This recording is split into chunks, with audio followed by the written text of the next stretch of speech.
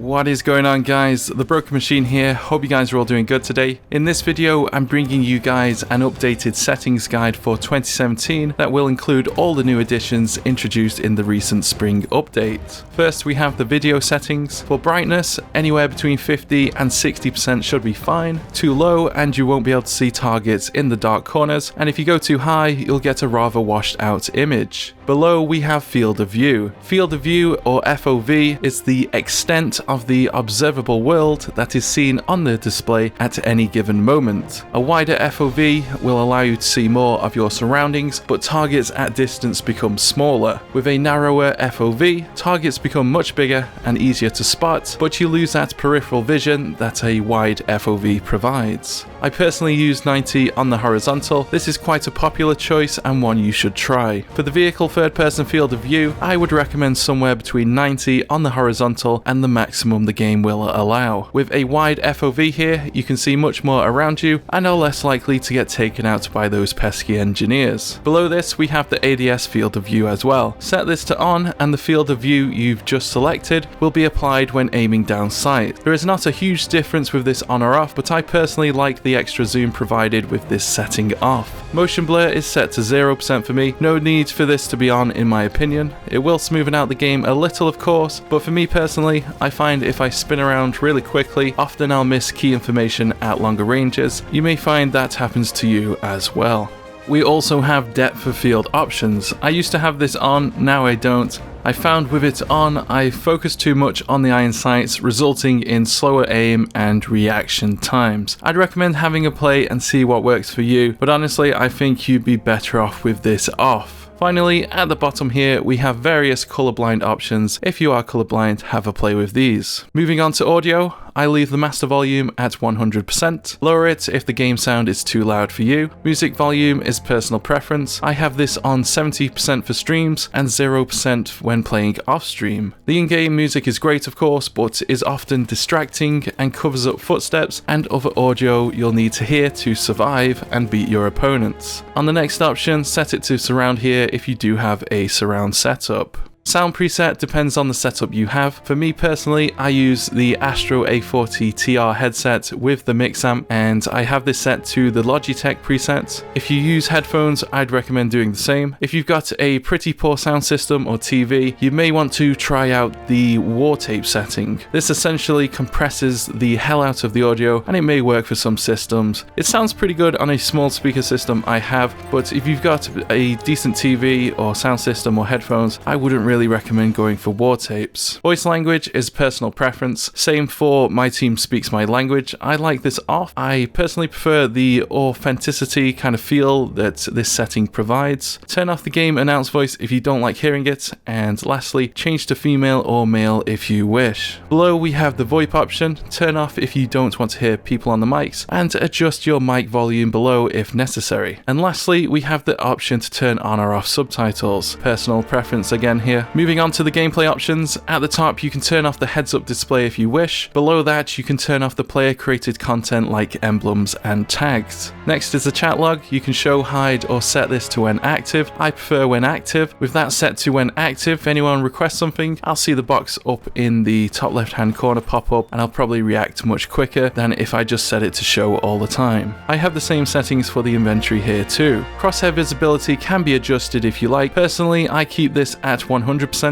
Below you can change the color of your crosshair as well. I change mine almost daily. I quite like an orange, green, light blue, and sometimes the standard white. Again, personal preference here. Some people like bright crosshairs, some people don't. Have a play and see what you prefer. Next we have the kill log. Turn on if you wish to see a kill feed in the top right hand corner of your screen. You can also filter this below if you wish. Personally, I have this on all. Awards I have off. No need for me to see the medals or ribbons I get. You may like them on. Personally, I find them rather distracting and they get in the way. Turn on the vehicle seat info so you can see which spots are taken in the vehicles. Same for critical messages, and I'd also recommend turning on usage data. If you run into any crashes or bugs, then the game will send the information to DICE and EA, and hopefully they can use that information to fix the game. I leave the hit indicator visibility on 100%. You may may prefer to drop the opacity if you wish, and also here I have a bit of a color scheme going on for the hit indicators as well. So for standard hits, I have it on blue, so I know I've not done a huge amount of damage. Red for headshots, so I know I've dealt a lot of damage, so I can relax and lower my aim for the torso, where the next bullet is more likely to hit. And lastly, I have the kill color set to green, so as soon as green pops up, I know to snap to a new target or move on. I would recommend a setup similar to this. Not only does this allow you to drop your enemies quicker, but it will also help you improve your reaction times as well. Highly recommend that. Here you can also choose whether the hit indicator changes shape and size based on damage types. Do recommend leaving this on, this is certainly very helpful.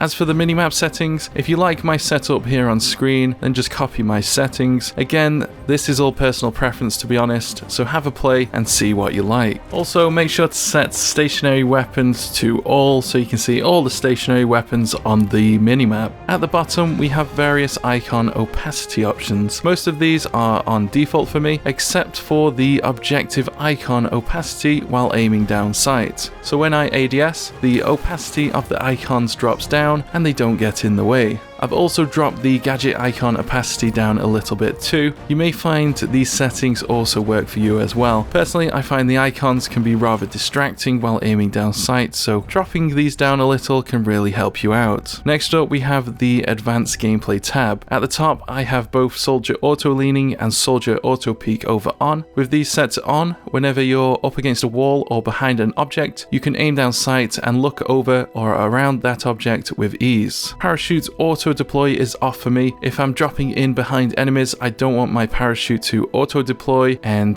to give away my position to the enemies, so I'd recommend turning that off. Next, we have context-based order giving, and I've got this on. So with this on, when you're the squad leader, instead of opening up the comma rows with the spot button, instead you can just point at the icon on the objectives and press the spot button, and it will designate that objective for your teammates to go and take. Plane chase camera roll is on for me. With it off, the camera won't follow planes as you roll over. Aim assist auto rotation is off for me. If you're new to the game, you may want this on. With this on, when you aim down sight at an enemy, it will snap to their waist. With slowdown on, when aiming down sight at an enemy, the sensitivity will slow down slightly when the reticle is over an enemy target. Highly recommend leaving this on. The reload hint is on for me, turn off if you wish. Also, the hint system is off for me. Not a big fan of that, but you may prefer that on. Next, we have the network performance graph. Turn this on if you wish to see how well your connection is doing. This is great to turn on when troubleshooting your connection and sending your gameplay to DICE. And lastly, we have the aim lead indicator. If your ping to the server is too high, you'll see this pop up in the top right hand corner of the screen, and you'll need to aim a little further ahead of your targets than usual. As always, I do recommend playing in your own servers if possible, guys. If you're from the US and playing in servers across Japan, you're probably not going to have a good time. Personally, I've never seen this icon pop up. If you stick to servers that are below 150 ping or so, you probably never see this. Next up, we have the controls for this. I'll just be covering console. If you're on PC, you'll likely want a custom configuration anyway, but do stick around for the zoom sensitivity settings later. They also apply to PC as well. Firstly, if you're on PS4, you may want to flip your controls from L2 and R2 to L1 and R1. To do this, head over to the accessibility options in the PS4 settings menu. Flip the controls there, and if you want to change it back to normal when you play other games, just go back to the menu, turn off the custom controls, and you'll be good to go. Definitely recommend doing this. Aiming and shooting with L1 and R1 is so much better in my opinion. Back to the controls here. At the top, you can turn off vibration. That clearly affects your aim. Highly recommend you turn it off. Inverted or not is up to you. Play with what works. Soldier stick sensitivity is on 100% for me. I would recommend somewhere between 30 and 50 for new players, but again, use what works for you and bump it up gradually if you need to. Recommend bumping it up by 5 to 10% at a time. Don't go from 20 to 80, probably not going to work. Just start at like 30, then 40, then 50, and something like that.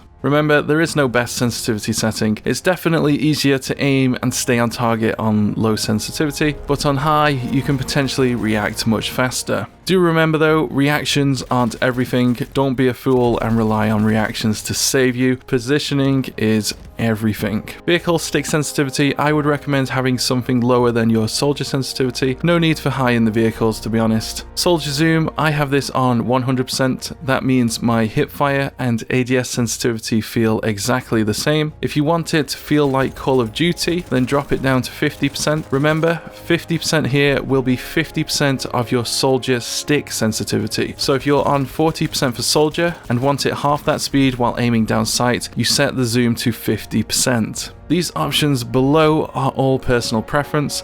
I prefer to press for sprint, turn off double tap to sprint, that definitely slows you down, and I much prefer to hold for the zoom and steadying the scope. Personally, I find I am much better and quicker with those set like that. You may find the same, so have a play with that. Next up, we have the control schemes. Much of this, again, is personal preference. I would though recommend changing soldier buttons to alternate. With this, your right analog will become crouch, and you can now easily and quickly crouch, drop down, and slide around the map with ease. If you're new to flying in this game, Veteran on the air vehicle buttons and Legacy on the air sticks may suit you well. With this setup, your left analog rolls the plane and right analog moves the plane up and down. It's a simple layout that is fairly easy to get to grips with. Highly recommend it. Lastly, we have the Advanced Controls tab. A new option is here, the stick aiming acceleration. I have this personally on 0%. I do not want any acceleration on the sticks, so with this on 0, if you snap to one side on screen, you'll see the exact same movements that you've just done on the sticks. If you set this to 1% or higher, there will be added acceleration and your aim won't be as snappy or precise. I've put up a clip on screen now so you can see what I mean. The difference isn't that huge, but personally I find I can really notice it, and as soon as they added that option in, I went straight to 0. I'd highly recommend sticking it on 0, sucking for a few days and getting used to it. Below we have various dead zone options for both of the sticks individually. Do recommend you have both set to the same values. Dead zone is basically the area